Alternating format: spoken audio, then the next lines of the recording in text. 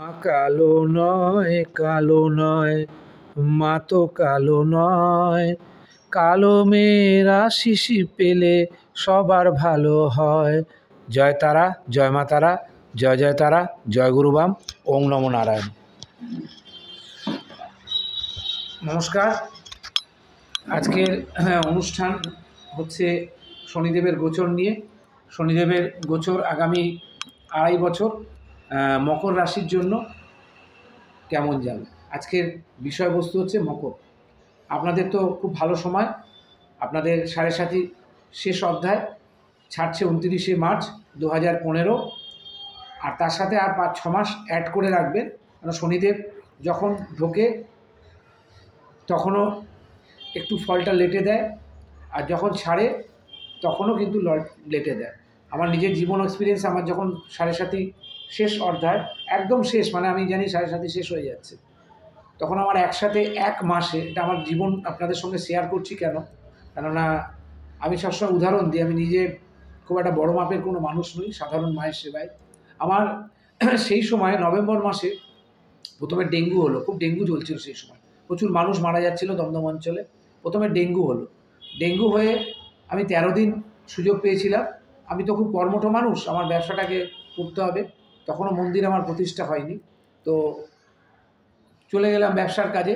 Doctor বলেছিল rest নিতে, dengue হলে একটু লিভারের ওপর সমস্যা হয়। তারপরে ঠিক তার 14 দিন বাদে টাইফয়েড হলো। আবার 14 দিন আমি বাড়িতে বসলাম, টাইফয়েডের অ্যান্টিবায়োটিক কোর্স কমপ্লিট হতে না হতেই 2.5 দিনের মাথায় আমার বিলিরুবিন ধরা পড়লো 9.5। মানে 1 মাসে আমার অনেক টাকা, অনেক সম্পদ, আমার শরীর স্বাস্থ্য সব কিছু হানি হয়েছে, আমার কর্ম পর্যন্ত হানি হয়েছে, এবং এটা বলছি ছাড়ার একদম শেষ মুহূর্তে। ওই জন্য মকরকে বললাম একটু সাবধানে থাকবেন, কারণ মকরের জন্য কিন্তু অবশ্যই আপনাদের রাশি অধিপতি এবং দ্বিতীয় পতি হচ্ছে শনি। মকরের রাশি এবং দ্বিতীয় পতি হচ্ছে শনি, তিনি আপনাদেরকে ছেড়ে চলে যাচ্ছেন, কিন্তু আবার খেয়াল রাখবেন 2.5 বছর পরে 2027 অক্টোবর মাসে আপনাদের কিন্তু আবার ঢাইয়াও আসবে। তো সেটা পরের কথা, ভবিষ্যতের কথা ভবিষ্যৎ দেখা যাবে। আজ মরলে কাল দুদিন, কাল বাঁচবো কিনা কোনো ঠিক নেই। তো মকর রাশির হচ্ছে লগ্ন বা রাশি অধিপতি এবং দ্বিতীয় পতি, সে আপনাদের যাচ্ছে হচ্ছে কোন জায়গায় যাচ্ছে মকরের, মকর কুম্ভ মীন, মকর কুম্ভ মীন, মানে আপনাদের 3rd হাউসে গোচর করছে, আপনাদের 3rd হাউসে গোচর করছে শনিদেব। তো আপনাদের রাশি এবং দ্বিতীয় পতি, রাশির অধিপতি মকর আর লগ্ন অধিপতি মকর, দ্বিতীয় পতিও মকর, সে যাচ্ছে হচ্ছে তৃতীয়, মানে পরাক্রমভাবে 2.5 বছরের জন্য থাকছে। আপনাদের তখন খুব ভালো সময় আসবে। শনিদেবের যে 3টে প্রাপ্ত ফল আপনারা পাবেন, কি ফল সেটা আপনারা নিজেরাই জানতে পাবেন 29শে মার্চের পর থেকে আপ টু আগস্ট মাস অবধি। এবং বৃহস্পতির একটি দৃষ্টি আপনাদের দ্বাদশেও থাকছে, ধনুরাশির ওপরেও থাকছে একটা দৃষ্টি। তো সুতরাং দ্বাদশভাবের কিছুটা এফেক্ট আপনাদের এখানে আসবে। আর মকর রাশি যাদের, তাদের ওখানে একটি চন্দ্রেরও নক্ষত্র আছে, শনিদেবের শত্রু নক্ষত্র ওখানে আছে, সেটি হচ্ছে শ্রবণা নক্ষত্র। যদি চন্দ্র কোনো কারণে পীড়িত হয়ে যায়, ওখানে যদি শনি যুক্ত হয় বা লগ্নে কারো যদি ওখানে শনি থাকে, তাহলে কিন্তু একটু প্রভাব খারাপ আসবে। তবে আপনাদের কর্মের যে পরিবর্তন সেটা অবশ্যই হবে, মানসিক পরিবর্তন হবে, আর্থিক উন্নতি হবে, ব্যবসায় উন্নতি হবে, নতুন চাকরির যোগ আসবে, বিয়ের যোগ আসবে। আমি কিছুদিন আগে বলেছি মকর রাশি এখনও তার একটি ছেলে এবং একটি মেয়ে, কিন্তু ফেব্রুয়ারি মাসে অলরেডি তাদের বিয়ে ঠিক হয়ে গেছে, একজনের 20, একজনের 23, আমারই ক্লায়েন্ট। তো সুতরাং যাওয়ার আগে শনিদেব যে আশীর্বাদ দিচ্ছে তার মধ্যে একটা বলেছে না, যা দেবে আপনাকে পার্মানেন্ট দেবে, অভিজ্ঞতা দিলেও পার্মানেন্ট দেবে, আপনাদের বিয়ে শাদী দিলেও পার্মানেন্ট দেবে, ব্যবসা দিলেও পার্মানেন্ট দেবে, চাকরি দিলেও পার্মানেন্ট দেবে। শনিদেবের মকর রাশি হচ্ছে খুব মানে দশম কালপুরুষ চক্রের দশম ঘর, কর্মের ঘর। এখানকার লোকেরা যদি না খাটে, যদি 60টা জুয়া লটারিতে পয়সা কামানোর চেষ্টা করে, তাহলে কিন্তু শনিদেবের উল্টো ফল আপনারা পাবেন ছেড়ে যাওয়ার পর, তাহলে কিন্তু ভাঁড়ে মা ভবানী হয়ে যাবে। তো সুতরাং আপনাদের মকর রাশি প্রথম দৃষ্টিটা দেবে আপনাদের 5th হাউসে, বৃষ রাশিতে পঞ্চম ঘরে। পঞ্চম ঘর থেকে এতদিন যা সমস্যা তৈরি হয়েছিল, পঞ্চম ঘরের সমস্যাটা কিছুটা আপনারা রিলিফ পাবেন। এতদিন আপনাদের আগে বর্তমানটা বলিনি, এতদিন আপনাদের রাশির দ্বিতীয় ছিল এবং দৃষ্টি দিচ্ছিল 4th হাউসে। বাড়িতে অশান্তি, শান্তি নেই, ভাত খেয়ে শান্তি নেই, এসিতে শুয়ে শান্তি নেই, শান্তিটা আপনাদের বিলম্বিত বোধোদয় হয়েছে।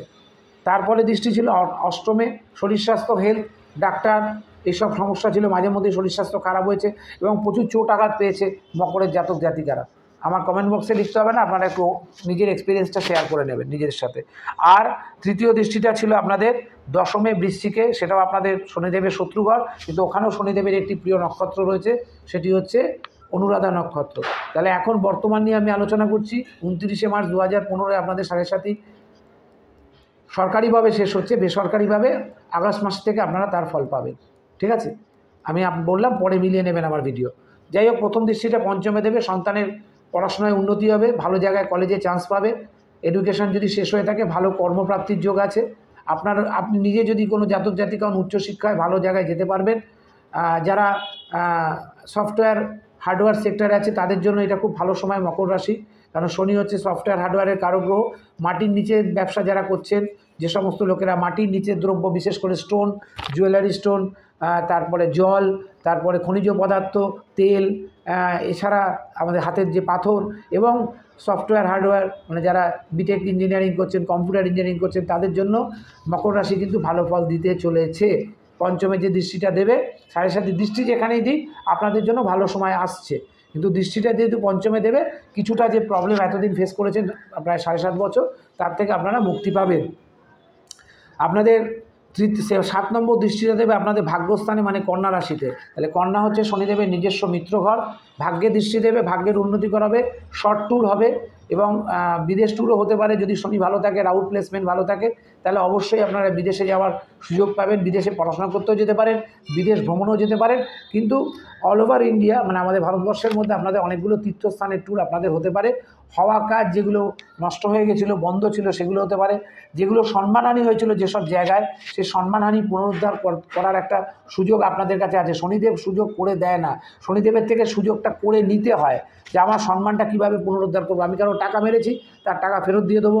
আমি কোনো সিন্ডিকেটের সাথে যুক্ত ছিলাম, ওখান থেকে বেরিয়ে যাব।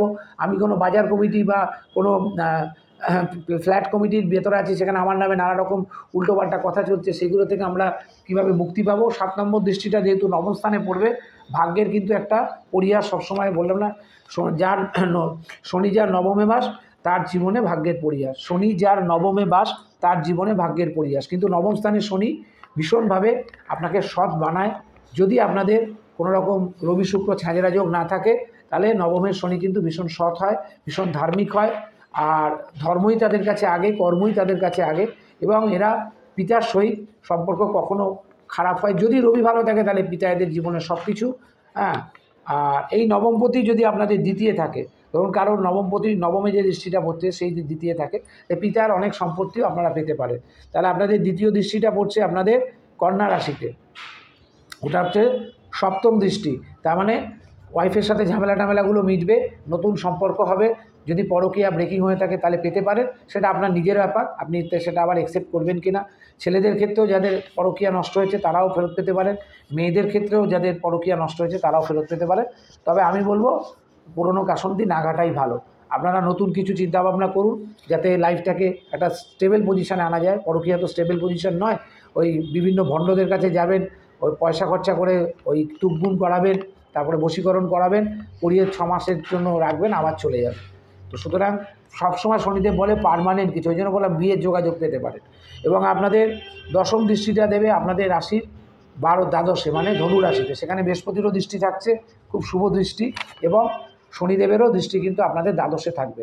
দ্বাদশে থাকলে ব্যয়ভাবটা কিন্তু বাড়াবে, সেটা বাড়ি করার ক্ষেত্রেও বাড়াতে পারে, ফ্ল্যাট নেওয়ার ক্ষেত্রে বাড়াতে পারে, কর্মসংস্থান, আপনি একটা দোকান কিনলেন, দোকানটাকে রেনোভেট করলেন, ডেকোরেশন করলেন, সেক্ষেত্রে আপনাদের দ্বাদশে ব্যয় বাড়াতে পারে। হেলথ রিলেটেড প্রবলেমের ক্ষেত্রেও আপনাদের ব্যয় বাড়াতে পারে, পিতামাতার শরীর স্বাস্থ্যের দিক থেকেও আপনাদের ব্যয় বাড়াতে পারে। দ্বাদশে শনির দৃষ্টি বা দ্বাদশ শনি খুব একটা ভালো শনি নয়। 6, 8, 12 এমনি আমাদের উপাচার স্থান, শত্রু স্থান, রোগ, রিপু, ঋণ, বিভিন্ন সমস্যা থাকে। তো আশা করছি মকর রাশিও খুব একটা খারাপ যাবে না আগামী 2.5 বছরের জন্য। 2.5 বছর আগে ক্রস করুন, তারপরে চিন্তা করবে, কারণ এরপরে কিন্তু আপনাকে ঢাইয়া খেতে হবে। তাহলে শনিদেব এটাই বুঝিয়ে যাচ্ছে আপনাদের, যে আপনারা সংশোধন হন। আপনাদের আমি জেল থেকে মুক্তি দিলাম, পুরোপুরি মুক্তি দিলাম, কিন্তু আবার যদি প্রয়োজন হয়, আবার নতুন কেস আপনাদের নামে লিখে আবার কেসটাকে ওপেন করিয়ে হাইকোর্ট থেকে আবার আপনাদের জেলে আবার 2.5 বছরের জন্য নিয়ে যেতে পারে শনিদেব। কোনো কাজকে ছোট মনে করবেন না, কোনো কাজকে ভয় পাবেন না। কাউকে অসম্মান করবেন না, কারোর টাকা চোট করবেন না। কেউ যদি টাকা পেয়ে থাকে, আপনি হয়তো পুরো দিতে পারছেন না, তাকে বলুন আমি পার্ট বাই পার্ট তোমার টাকা দিয়ে দেবো। যারা অতীব লোনে জর্জরিত আছেন বিশাল অ্যামাউন্টে, তারা হয়তো একবারে শোধ করতে পারবেন না, কিন্তু চেষ্টা করুন টাকা মিটিয়ে দেওয়ার। চিটিংবাজি করে পালিয়ে যাবেন না, তাহলে কিন্তু আবার 2.5 বছর পরে আপনাদের যখন ধরবে, তখন আপনাদের দড়ি আর কলসিটা কিন্তু বাড়িতে আগে থেকেই রাখা থাকবে। শনিদেব রেখে তারপরে 2.5 বছরের ঢাইয়াটা আপনাদের ধরবে। তো সুতরাং চিটিংবাজি শনিদেব পছন্দ করে না, পরকীয়া পছন্দ করে না, অ্যালকোহল, গাঁজা, নেশা, মং পছন্দ করে না। তীর্থস্থানে যান, প্রয়োজন হলে কুম্ভ সামনেই আছে, আর বেশি দিন বাকি নেই, একটা কুম্ভে স্নান করে আসুন। কাছাকাছি গঙ্গাসাগরে যান, তাতেও কোনো অসুবিধে নেই।